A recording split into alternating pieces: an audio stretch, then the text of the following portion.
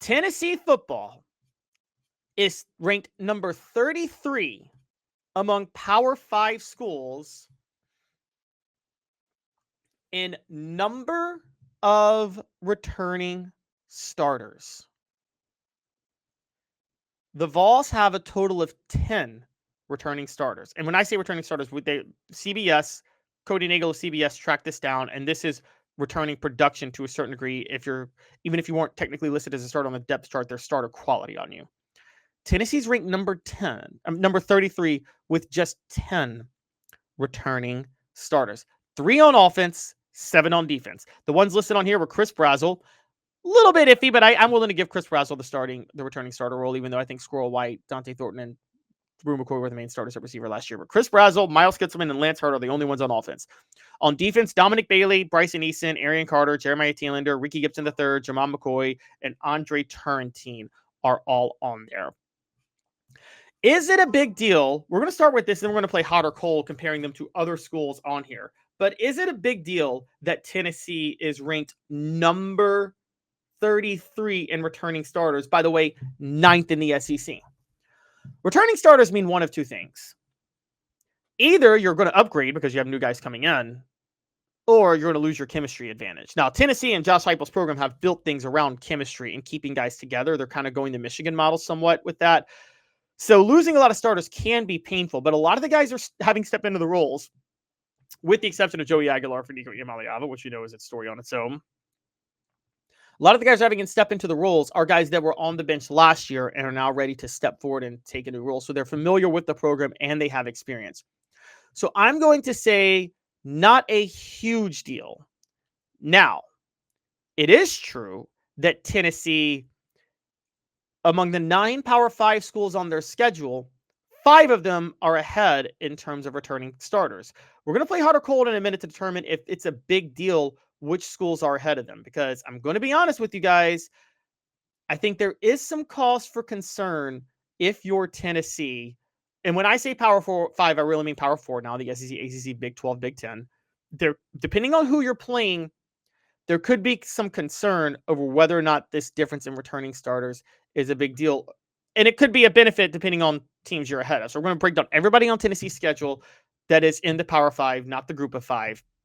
For those who don't know, with the Power 4 now, the number of Power 4 schools out there are 67. There are 67 Power 4 schools now. Excuse me, 68 when you count Notre Dame. There are 68 Power 4 schools. So number 33, Tennessee's just ever so slightly in the top half.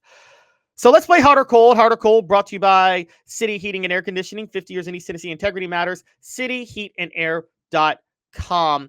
I'm going to go down a list of teams that are relevant to Tennessee, that are ahead of Tennessee or behind Tennessee. And we're going to ask if we're hot that where Tennessee is a big deal or not hot. All right. So hot or cold? Ahead of Tennessee. Schools ahead of Tennessee. We start with, and we're going to go very high up, Alabama. Alabama being ahead of Tennessee. I'm very hot on that as a concern for Tennessee, as a big concern for Tennessee. Alabama's 5th in returning starters this year. They have 14. Look, Alabama has so many starters back. They are entering their second year under Kalen DeBoer, so they're more familiar with the system. And Kalen DeBoer finally is going to have a quarterback that can run a system. And that's not one of his returning starters.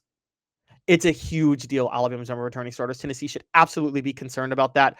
Alabama, I'm hot on that being a concern for Tennessee, that Alabama's ahead of Tennessee. Behind Alabama, Florida is number 10.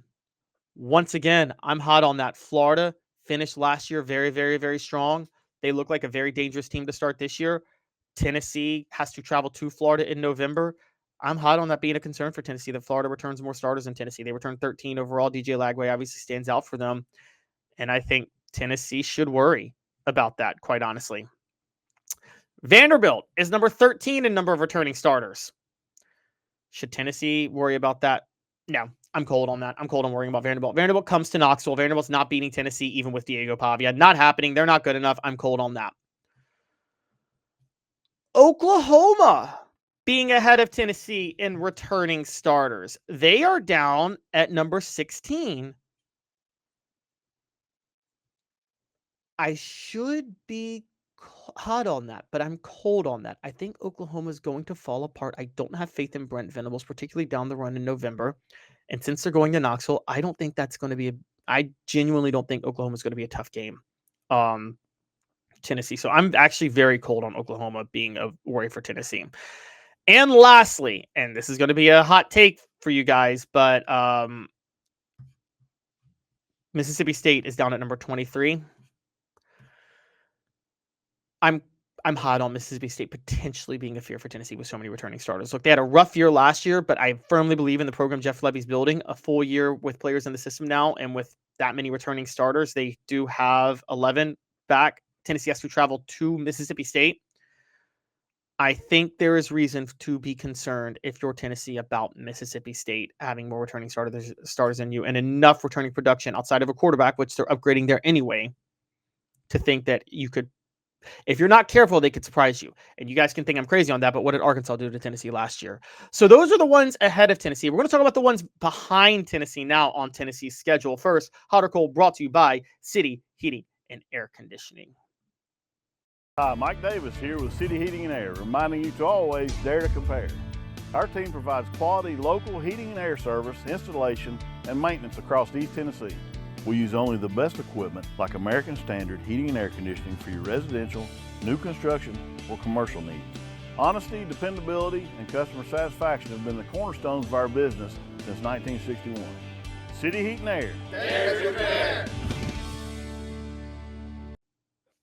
Back to hot or cold teams on Tennessee's schedule who have more or less returning starters in them. Now we go to the teams that Tennessee is ahead of. Again, Tennessee's number 33 in the nation, and they are ahead of 4 teams on their schedule. One is Arkansas. Am I hot or cold on that? I'm cold on that because it's not going to matter how many returning starters Arkansas had. When they go to Knoxville, Tennessee is going to beat the brakes off them. The number of returning starters Arkansas has is completely irrelevant. Tennessee's on a step way above them. Also below Tennessee, way down near the outside of the top 50 almost. Georgia. All right, are you guys ready? Theoretically, I should be cold on that. I should say to you that Georgia has so much talent, they don't rebuild, they just reload, and so it doesn't matter that they're losing so much talent. But since one of the starters that they lost is their quarterback in Carson Beck, and since Gunnar Stockton didn't do what we thought he should do for them in the playoff, I am hot on Georgia being behind Tennessee in number of returning starters, and significantly so. They only have 7 back. Tennessee has 10. They go to Knoxville in September.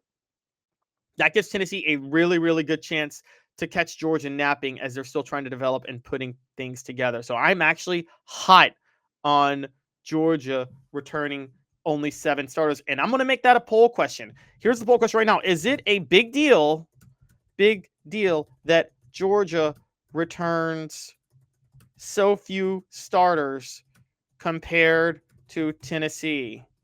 And the responses can be yes, since they play each other early. Okay, the responses will be yes, they play each other early. Or how about this? Is it a big deal that Tennessee returns so many more starters than Georgia?